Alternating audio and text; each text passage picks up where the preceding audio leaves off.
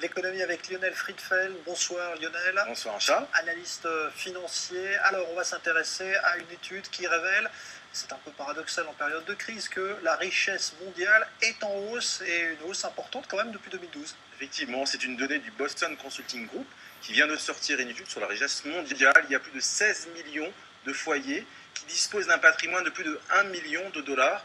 On va dire cash, on parle hors immobilier, c'est-à-dire que ces investissements soit dans des actions, dans des obligations, ça peut être dans l'art, mais c'est des gens qui ont des disponibilités d'1 million de dollars. On parle de 20% de croissance, notamment depuis l'année dernière, et ça représente à peu près 2,6 millions de nouveaux foyers chaque année.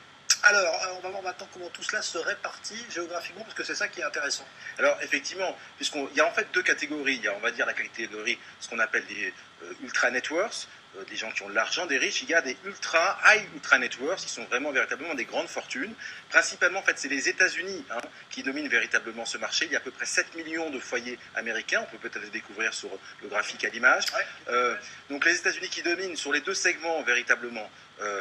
Les riches et les super riches. La Chine, intéressant, qui passe devant le Japon, et ce qui est un peu logique puisque le Japon est à bout de souffle économiquement, malgré les Abenomics, et la Chine qui est véritablement une super économie, qui arrive vraiment en deuxième position. Intéressant, l'Europe qui s'accroche bien, notamment avec l'Allemagne, avec la France qui arrive en 10e position sur la catégorie des riches, mais surtout en 6e position sur la catégorie des ultra net worth, des grandes fortunes. Donc il y a encore énormément de grandes fortunes françaises. Donc il n'y a pas, contrairement à ce qu'on pourrait laisser penser, une fuite fiscale massive en France.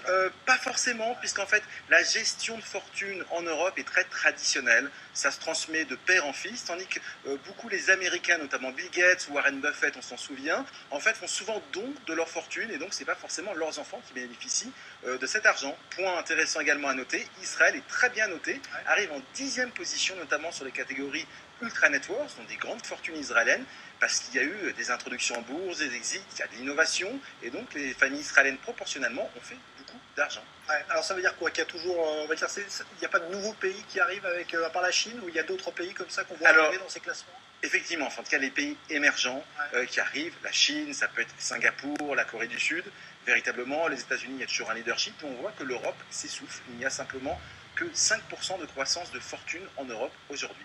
Merci beaucoup Lionel Friedfeld, donc analyste financier, consultant sur i24 News. Une dernière minute en provenance des